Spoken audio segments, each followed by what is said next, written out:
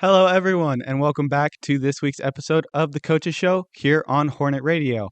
I'm your host for this week, Kaleb Ramos, and upcoming, we have a couple of interviews with the Fullerton College softball team, a softball update, and more.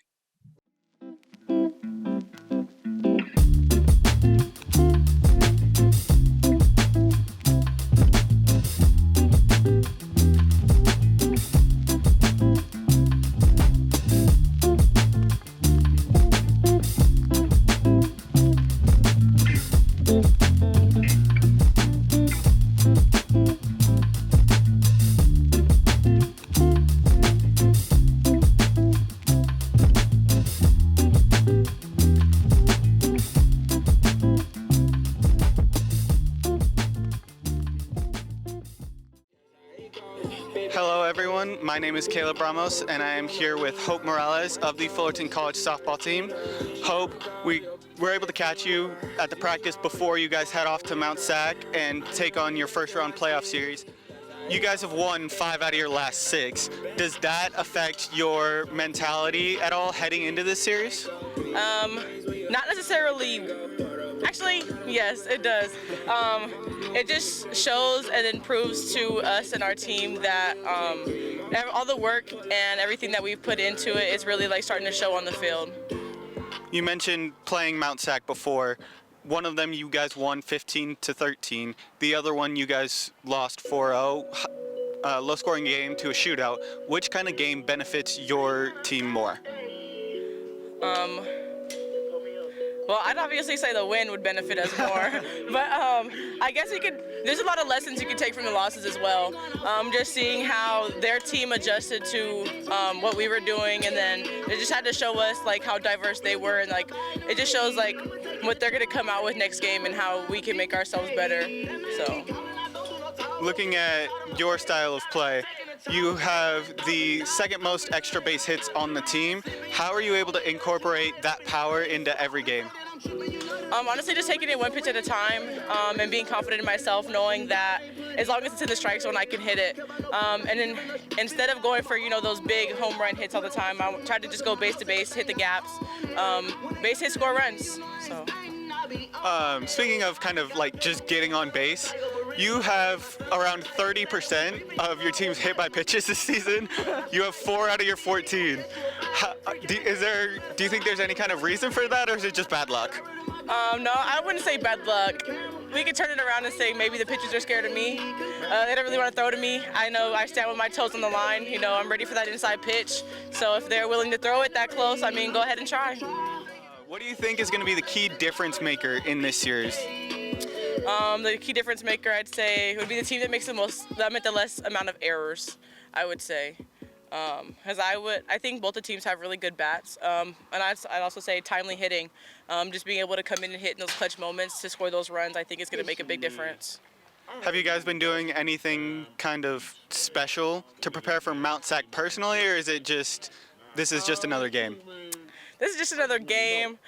We practice hard every day we come out here. I guess you could say the only difference is we eat food here as a team together after every practice. So.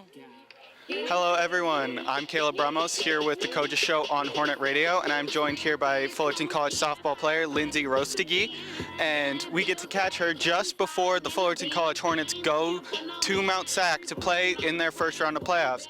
You mentioned splitting the series between you guys. One game you guys won 15-12, high-scoring shootout game. The other one you lost 4-0, so kind of a low-scoring affair. How do you prepare for those two different kind of games? I think we can combine what we did well in each game and where we struggled in each game and just learn from both of it. Obviously the first game, it was high scoring, we struggled a little bit more defensively. The second game, we struggled a little more with our bats. So I think we can learn from each of it, learn where we need to make adjustments. What was kind of the difference in those two games to make it high scoring versus low scoring? Part of it was our confidence. I think the first game we came out really hot, so it really boosted our confidence. And the second game, we didn't start as hot, so we kind of let it get to us. And I think knowing that we can come out a lot, with a lot more energy and just a lot more confidence, knowing what we can do. for you personally, you have the most walks on the team at 22 and second highest on-base percentage at 427. How do you train that kind of batter's eye? I'm just really patient with hitting. I'm usually the only lefty in the lineup, so that does help a lot because it's kind of a different approach when they pitch to me. But because of that, I have to be more patient because I don't get to see the same kind of pitches as a lot of my teammates, so I have to have my own eye for it. Hey guys, and welcome back to the desk. As you can see, I'm by myself today, which means I get to give my full thoughts on each of these playoff series, uninterrupted and without anyone to argue or prevent me from speaking. Corey, sorry, did I say that out loud? Anyways, last week, Mark, Ryan, Corey, and I were able to preview each playoff series for SoCal softball, and more importantly, give our predictions for each series. Now, for a little extra fun, I am going to have a scoreboard at the end for you guys based on our predictions for the first round of the playoffs. If we correctly predicted the winner of a series, we will get a point. If we predicted the winner in the correct amount of games, we get 2 points. At the end, we tally up each person's score to see who's the most right, aka me, and who's the most wrong, aka everybody else. You are going to have to stay tuned until the end to actually figure out who was the most right, however. Now, let's get into the first series of the recap, 1 seed OCC versus 16 seed Mount San Jacinto. OCC ended up sweeping Mount San Jacinto, winning their 2 games 9-1 and 2-1, taking the first game behind the stellar bats of Kelsey McNair and Reina Hernandez, and then Kaleb Ramos was the savior in the second. As for the scoreboard, each one of us correctly predicted OCC to win the series, giving us each a point. Now, bear with me. I know we said extra points if we correctly pick the number of games, but unfortunately we didn't start that until later, so no bonus points for now. As we head to the next series, 8 seed Saddleback versus 9 seed ABC. Saddleback takes both games with scores of 1-0 and 3-1. It was fantastic pitching from both sides as only 3 errors were made across both games. For those of you watching the scoreboard, Mark and Ryan picked that series correctly. Now, let's head into the 4 seed Long Beach City College versus 13 seed Bakersfield. Long Beach played like the dominant team that they are, as they won in 2, not allowing a run at all in the series, winning 2-0 and 5-0. Everyone picked Long Beach to win, but me and Corey picked them in 2, while Mark and Ryan picked them in 3, so a little bit of bonus points for us. We have officially started the bonus points era, in case you hadn't noticed, and if I'm not mistaken, we head into our 4th series, 5 seed El Camino versus 12 seed San Diego Mesa, with the scores tied at 3 apiece. Now, in this series, El Camino wins both games as we have another sweep. El Camino wins 3-0 and 5-0. For the scoreboard, we all picked El Camino to win. Next up, we have 3-seeded Palomar versus 14-seeded College of the Canyons.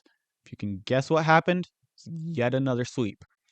Not much else I can say about this one. All 4 of us unanimously agreed that Palomar was going to sweep. Let's now head into 6-seed Cerritos versus 11-seed Citrus. I mentioned last week that they have very, very similar team stats. Didn't look like it mattered. Cerritos won yet another sweep. The first game 3-2, second game 5-0. Now, I don't know if you've noticed a certain pattern yet, but I definitely have. I'll save it until the end though, as it could spoil the next 2 results. Anyways, for the prediction scoreboard, Corey and I picked Citrus, Mark picked Cerritos to win because of coaching, and Ryan picked Cerritos to win because even though these teams are so similar, Cerritos has better uniforms, so we definitely got a little lucky with that one. Quick scoreboard update, Ryan and Mark have 7, Corey and I have 6. Now, technically, next up on the list is Fullerton versus Mount Sac, but I feel like that series is a bit more interesting than the series between 2-seed Cypress and 15-seed Ventura, so let's head there first. We have another sweep on our hands. Shocker, I know, right? Anyways, Cypress won the first game, 9-1 Mercy Rule, and then a 3-0 victory in the next game. This was just another case of Cypress being the better team than Ventura, proven by us all picking Cypress in 2. Lastly, let's switch over to the previously mentioned matchup of the 7-seed Mount Sac and the 10-seed Fullerton. Now, let me head back to what I said earlier about the pattern I was picking up. In case you weren't able to figure it out, it was that every single higher-seeded team has won thus far. With that being said, we have our first upset of the SoCal tournament as Fullerton College takes down Mount Sac in, yep, you guessed it, another sweep. Fullerton won 2-0 and 3-0. Mark, Ryan, and I all picked Mount Sac, so no points to us. Corey, however, did get a point as he picked Fullerton to win. Now, I'm sure you're all looking at the scoreboard wondering who won. So, as you can see on screen, or maybe not if you're listening on audio platforms, the final score is everyone else besides me tied in first with 9 points, and I'm just behind them in 8th. Unfortunately, looks like I ended up being in dead last, so I'm going to be hearing about this for the next month, especially after me saying I was the most right in the start. However, if we are going off of RPI, I believe I technically won as I was playing harder competition. Anyways, thank you for watching. For Ryan, Mark, Corey, and Becky behind the camera as well, I'm Kaleb Ramos, and you've been watching or listening to The Coaches Show on Hornet Radio.